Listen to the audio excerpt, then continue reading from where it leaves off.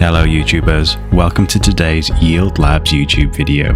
Don't forget to like if you enjoy our content, subscribe to our channel for more and hit the bell icon to get notified when we release brand new crypto content.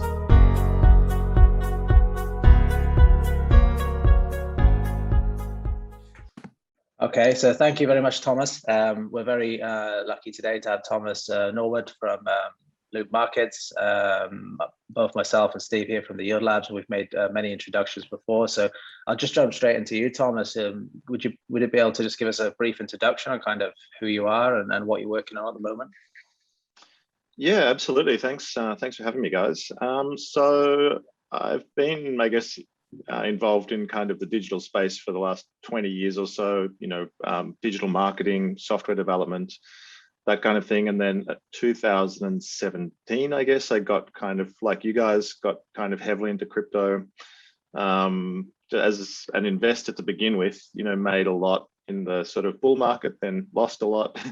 But then through that process, got really interested rather than just looking at it from a kind of investment perspective, looking at it from a technology perspective and, how that technology could be used. And ended up built one of the first, like a tokenized content platform on EOS, on the EOS mainnet when it first launched. There was a lot of hype and excitement around EOS, and got really sort of excited about that, and ended up building a content platform called Tribe, which allowed people to create educational content, a bit like what you guys do, educational kind of blockchain related or crypto related content, and then get rewarded for it. And that was the concept behind that platform. And yeah, that was kind of like a great learning experience, I guess, because obviously learning, first of all, how to build a platform on blockchain was interesting. But then also learning about sort of tokenomics and then how to kind of accrue value back to a token, because I think one of the problems we had with that platform was it was really hard to monetize. It's hard to monetize content generally, as you guys might have realized, you probably know, content itself, there's so much content out there that it's actually, people don't usually like paying for content, and it's sort of hard to run ads, it's hard to monetize for advertising if you even want to go that way. So I guess we spent quite a while, like after that, kind of thinking, okay, we've got this content platform, people like it, people posting content on it and earning tokens and everything, but the token value wasn't really kind of going anywhere because there was no real value accrual back to the token. And that's when I guess I started getting into DeFi. So, some interesting DeFi products sort of started coming out at that point. And I really started seeing how these products could actually generate, on-chain revenue that gets accrued back to the token. And the token holders. And it was around about then, I guess, probably, what 2021 we're in now, time flies, but maybe about, I guess, 7 or 8 months ago, or no, probably even longer, I got really into the Terra ecosystem. EOS kind of petered out, it didn't really go anywhere. And I mean, maybe now with the launch of Bullish, it's going to go somewhere finally, but it was kind of a long, disappointing road, I think, for a lot of people who got into EOS quite early. And then when I found Terra, I was, very excited about that, like a vibrant community, great tokenomics, obviously, and realized there wasn't a good DEX on Terra with sort of incentivized liquidity pools. And at the time, I think there wasn't anything on Terra. There might have just been TerraSwap, and maybe Mirror had just been released. I can't even remember, probably not actually.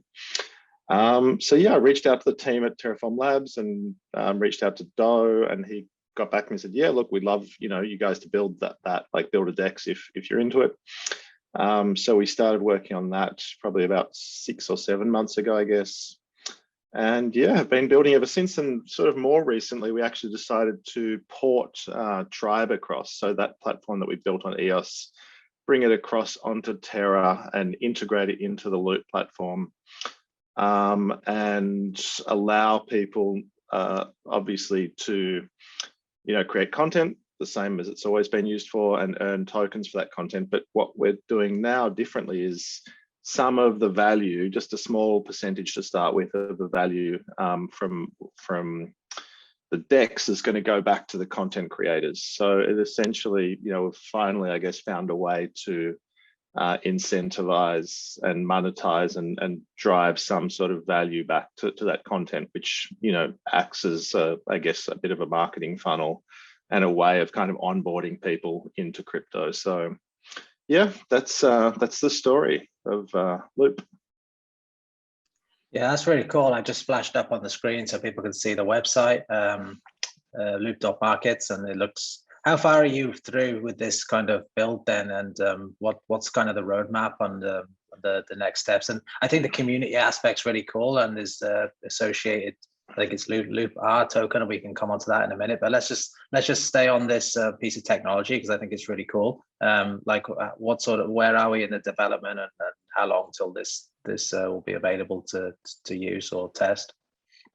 So yeah, look, we've been had a bit of a spanner thrown in the works because we sort of were doing an audit, and then obviously it was announced that they were going to upgrade to Columbus 5. So that was going to mean that everything would need to be re-audited, and so we kind of put a bit of a halt.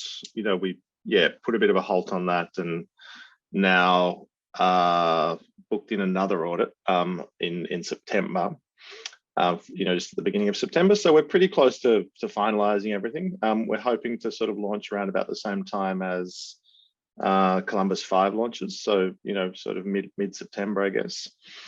And yeah, we'll probably just launch with limited features to start with because we haven't had the chance to kind of upgrade everything to Columbus 5. We were ready to go with Columbus 4 when that was announced. But yeah, we're pretty close to having everything finished. Yeah, so I think there's a lot of projects that are kind of in the same boat, that they're kind of stalled or waiting for this Columbus 5 from reading around on just various things. So I think they're going to be a huge, once that comes out and stabilizes, I think it's going to be a huge influx of activity in the general ecosystem as well. So yeah, like you're gonna have to jump over that hurdle. So that'll keep you busy for a while, won't it? So but it's really exciting, that release, and for all the tokens and all of the ecosystem. So like, what in terms of like the difference between like TerraSwap and something like yours, what would you be able to explain to the audience, kind of like what is the main differentiator between those two offerings? Yeah, I mean, the main one is obviously just the incentivized liquidity pools. So at the moment, you can provide liquidity to TerraSwap, and you can earn fees through the swap, through the swap fees, but you can't. TerraSwap doesn't incentivize the pool like the liquidity providers with any other type of token. So we'll be incentivizing pools with Loop tokens. But then we'll also be allowing other projects to incentivize their own liquidity pools as well, with their own tokens. So, like Apollo or Spar or, Angel or any of the projects we're working with they can incentivize, not only create pools on Loop, but then incentivize the liquidity providers with their own tokens as well. So obviously that's kind of good to encourage people to provide liquidity, and it kind of provides an extra marketing boost, I guess, for those projects, and an extra way that they can distribute, their tokens to the community as well. Yeah, so you talked about the token a bit. I'm really interested in talking about volume and different things. We'll come on to that in a minute. Like, so the token, it has its own. I'll just share. I'll share the screen and we can have a look at this. So you have your own token. It's Loop, right? And that's available on Pylon at the moment. Are you doing an IDO with this token as well? Yeah, we're going to do one on Starterra. So looking forward to their launch. I think they're going to launch about the same time, like, just as Columbus 5 launches. So probably, 9th or 10th of September, I think that is. So we will do an IDO on there as well, just before we launch ourselves. So probably just a few days. So yeah, that's the plan. Yeah, so the utility, obviously it's a incentivized incentivification via the token, and then by holding and staking, I think the Loop tokens, you're able to generate 25% of the transaction fees as well, that's pretty cool.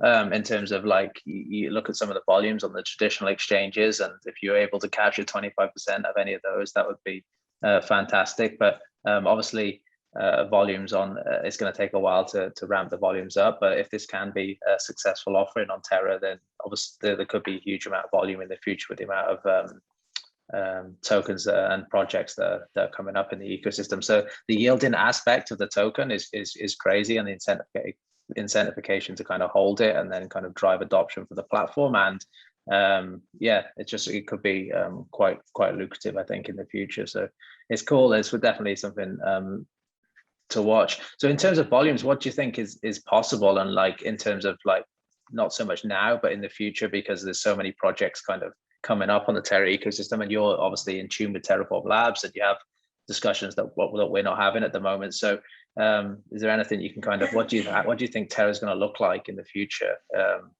There must be a huge roadmap of things coming down the pipe. Yeah, look, I guess it's really hard to know, right? Until projects launch and things like that. But I mean, you look at protocols like Uniswap, and the volumes on there are, they're insane. I think, sometimes they hit up to, over $1 billion a day in volume. And so I don't think that, Ethereum obviously has been around for a lot longer than Terra, and it still has the majority of tokens are still on Ethereum. But I think as we see more and more liquidity moving across to Terra, and I think we will, then that's only going to increase. So I think even at the moment, even on TerraSwap, there's about $150 million worth of volume per day on some days, from what I can remember. So, obviously, even if you only capture a portion of that, then that's still pretty good volume for a new DEX to sort of just out of the gate. So yeah, look, I think especially with all these new projects, and then with the wormhole bridge as well, with linking Ethereum and Solana and BSC as well, I think we'll see a lot of assets from those chains come across onto Terra as well. So that will also drive quite a lot of volume. And then with IBC, obviously, with the Cosmos ecosystem plugging in, and then I think Thor chain is going to plug in as well. So there's kind of like, there's going to be all of these bridges suddenly out to other chains, which I think will bring assets and obviously liquidity and then volume to Loop. So yeah, you just touched on wormhole there, Tom. What sort of assets can we expect to see on the DEX, and will there be wrapped versions, or will it just be native Terra tokens from day one? No, we're actually looking at bringing across some other assets from some other chains. So to start with, we'll probably just start with Ethereum and Solana assets. Obviously, Ethereum, and then maybe things like Uni or Sushi, Link, Chainlink, and then from Solana, Sol, Serum, FTT, kind of the main, I guess, the most common and popular assets on those chains. Yeah, and bringing those across via the wormhole bridge onto Terra, and having pools for those assets, so you can trade and have, get exposure to those assets without having to have a wallet necessarily on Solana, or, I mean, everyone's got MetaMask, right? But not everyone has a Solana wallet set up, whereas everyone on Terra obviously already has their Terra wallet set up. So yeah. Yeah, it's super exciting in terms of like the whole Terra ecosystem excites us a lot. And I think I really like about it personally is just kind of like the modular format of kind of the way it's being built, the way that it's kind of been thought about in terms of, I think a lot of this technology in this space is really cool, and arguably you could argue some of it's better in other places, but in terms of user experience, in terms of like relatability, understanding, it's just too difficult. And then it's kind of like not really woven together in a thought about, in a kind of business manner. So I think that's what we really like about it, is kind of just easy to understand. Okay, here's a DEX module loop, we bolt that on. All the graphics and stuff are kind of the same as all the other modules, so we can go, oh, this looks really cool. So it's like, I think it's really exciting. I think yours could be a key part of that. So let's hope it all goes well with the Columbus 5 upgrade. And what is it that kind of and I guess just to finalize on the Loop token, there's if you want to get hold of it, go on the Pylon Gateway, and you can add UST liquidity there, and you can mine or farm, whatever word you want to say. There's a vesting period on that. I flashed it up before on the and you can check that gateway out yourself. There's 3 pool options with different APYs, so check that out and have a look. Yeah, so like, what is it that, and let's just touch on the community element as well. Like, so you have Loop R token, which is a community incentivization token as well. I'll just bring the website back up while you kind of give us a bit of detail on just that community element of what you're building over at Loop. Yeah, exactly. So this is kind of a place where not only community members, but obviously other projects can, sort of inform the community about what they're doing at the moment. Often, I mean, Twitter is kind of, obviously the sort of main hub of knowledge and content dissemination, but Medium, lots of people have articles on Medium, but it's kind of, I guess, very spread around, and it's difficult if you go onto Medium to actually find content specifically relating to Terra or even to crypto or blockchain. There's just so many different topics of content on there. So this is just a place where, it's a hub, I guess, where people can find out about all the different projects, and then community members as well can contribute and earn tokens at the same time. And as I said, a certain sort of percentage of the value from the DEX that's driving, 25% of that, as we said, is going to people who stake the Loop token. But then a certain value, a certain amount of that value as well is going to come back to people who hold the Loop R token, which is the token that people can earn from creating content on the platform. And yeah, look, we've been super surprised and really, excited about the amount, the volume of content we're getting on there, and the quality of content we're getting on there as well, because, Pete, we're getting some fantastic articles and some fantastic content creators. And I guess in that sense, we're lucky to be on Terra, because the lunatic community, as they're referred to, is they're lunatics. I mean, they're so active and they're so, engaged, and, they're great at just sort of, informing each other and getting into things. So it's been really great. I mean, our website traffic's gone through the roof. We've been hacked, or they've had like multiple hack attempts already, and bots trying to create fake accounts. And it's been like a week of, crazy activity on that side of things. So yeah, it's been cool to watch and part of. Yeah, I really like, I've been searching around over the last few months on Terra content, but I've actually Standard. I really like your platform, just because like you said, the articles on there are kind of filtered and they're very high quality. So they're very easy to understand. They're very concise. They're not 15 pages long. And I think a lot of that content on there is really cool. So people should check it out, just because, especially those Luna price models and all the different stuff on there. I think I saw one on Terra World or something the other day, and I was like, wow, these are almost like selected best content, rather than having to go around each individual channel and try to find the best articles on there. Exactly. We do actually curate the content a bit.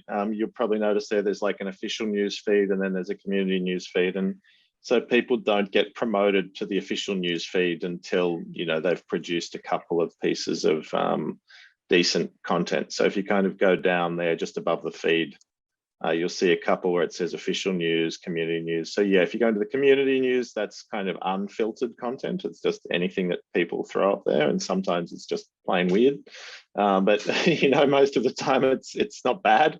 And then we just go through that and kind of handpick the best authors and kind of promote them, I guess, to the official feed. And once they're promoted, anything they do goes straight into the official feed. So yeah, so it is curated to a degree. And I think that makes a big difference, because obviously often if you're just getting, you're getting everything, then you do get the good with the bad, and people get a bit annoyed if they click on an article and, it's actually pretty low quality, then, they won't hang around for too long. But if everything they read is, pretty interesting and well written and well formatted, then yeah, it works. Yeah, I've really enjoyed using it. I just kind of stumbled across it, and I'm like, all right, I've referenced a couple of those articles, so it's been really good. So I think that's a good overview of kind of the project and what's going on there, just for the audience to kind of understand what you're doing. Have you got any other comments, Steve, or any other questions you want to ask Thomas?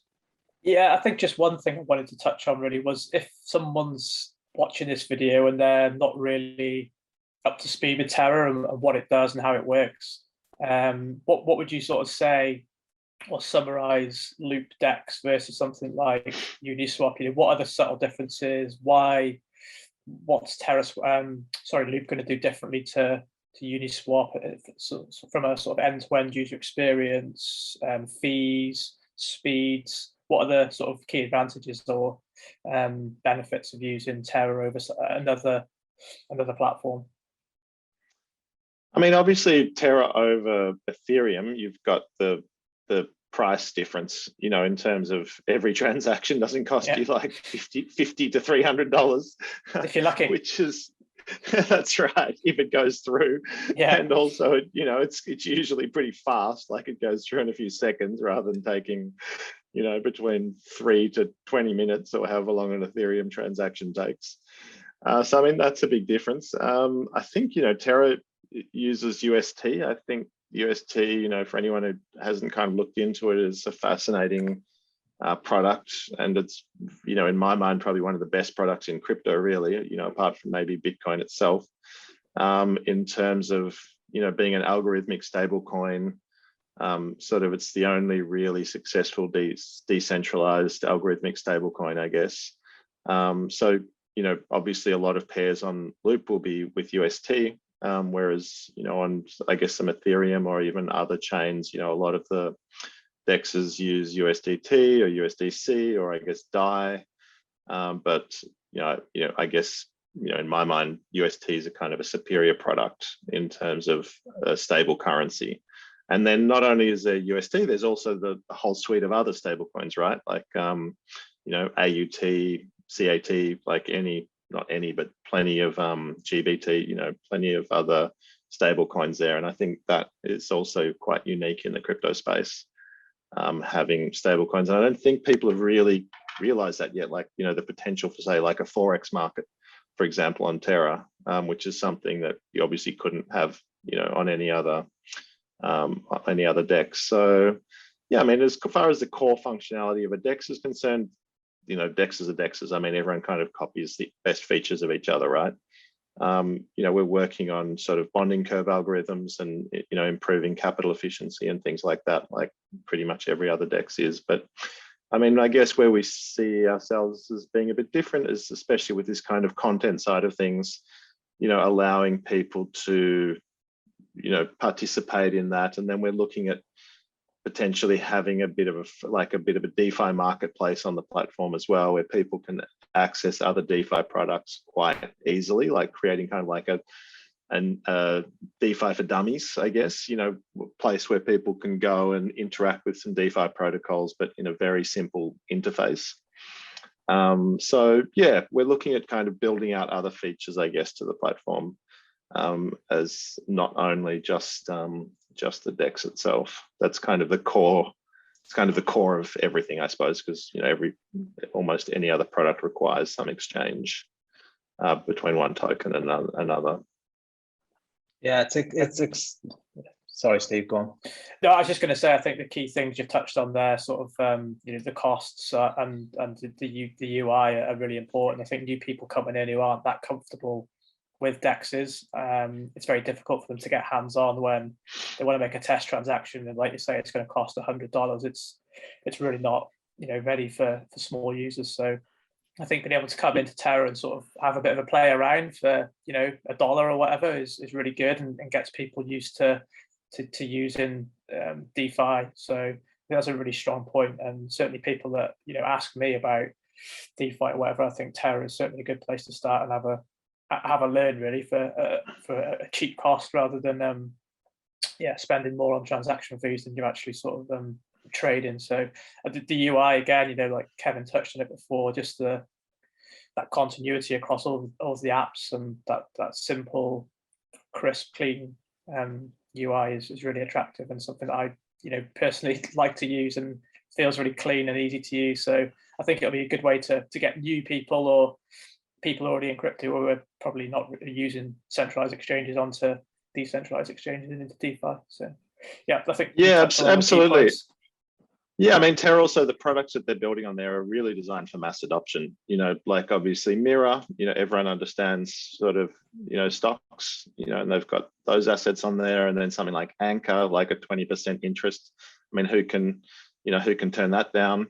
It's like, it's a very simple, easy to understand kind of thing. Just deposit, earn 20%, withdraw. Like it's so basic. You don't have to be kind of a crypto degen in order to get your head around how it works. So I think, I think they're kind of focused on the mainstream market as well.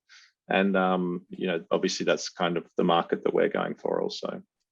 Yeah, I think it's fascinating. Let's see, like whether the pure tech play or just the marketing and kind of mass adoption, make it simple, works. Let's see which one works. It'll be really good to watch this play out and see how much volume your DEX gets and all the different things as we go along. So where can people find you, Thomas, then? Where can they find more about the Loop project? Loop.markets, obviously, our website, or on Twitter, as you can see there, loop_finance. So yeah, either of those two is probably the best place to start. You have telegrams and stuff that people can We're on Telegram as well. Yeah, if you go to our website, there's a link on the homepage to our Telegram group. So yeah, if you just click there, then you'll see it should pop up there somewhere. So yeah, follow us on Telegram as well. It's just down there. Pretty sure that's working. No, it's not doing anything. That one's not, but I'm sure it's on here somewhere. It'll be on there somewhere. Okay, I've managed to find it somehow. So like, I'll share. Yeah, maybe click on the exchange. I think if you click on the exchange, I better submit that to the devs actually as we speak. But that needs to be fixed up. Yeah, these little so many little exactly a million intricacies. Little things, but that's it. Yeah, it's not there. So thanks for taking the time to like share about your project. I think it's a good yield opportunity for those that want to participate in adding liquidity at the beginning and get some tokens, or want to purchase them later on. Not financial advice telling people what to do, and who knows where the token price will go, and it's all volume dependent. But I think it's a fascinating thing to watch and to kind of watch it grow. It's easy to track because we can track the volumes, we can track development on Terra.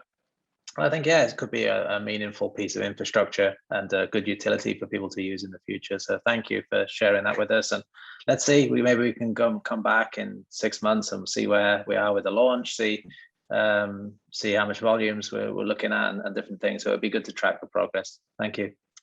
Love to. Yeah, no problem at all. And yeah, we'll be having some stablecoin pools as well. So, UST to USDC or UST to DAI or to USDT. So, I saw you guys are kind of quite big on the stablecoin yields, so definitely keep an eye on those as well. Yeah, we try and promote.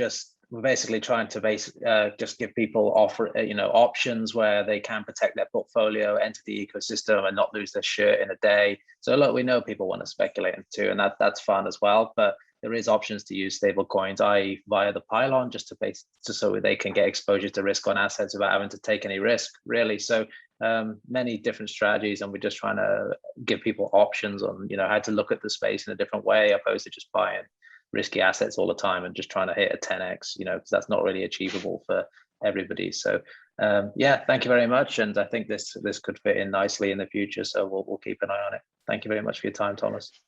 No worries. Steve. Thank you, guys. Really nice chatting to you. Thanks, Steve. That's a wrap on today's video, guys. Thank you for tuning in. Don't forget you can hop on over to Twitter and follow us at @YieldLabs, and you will find all of the relevant links from today's video in the description.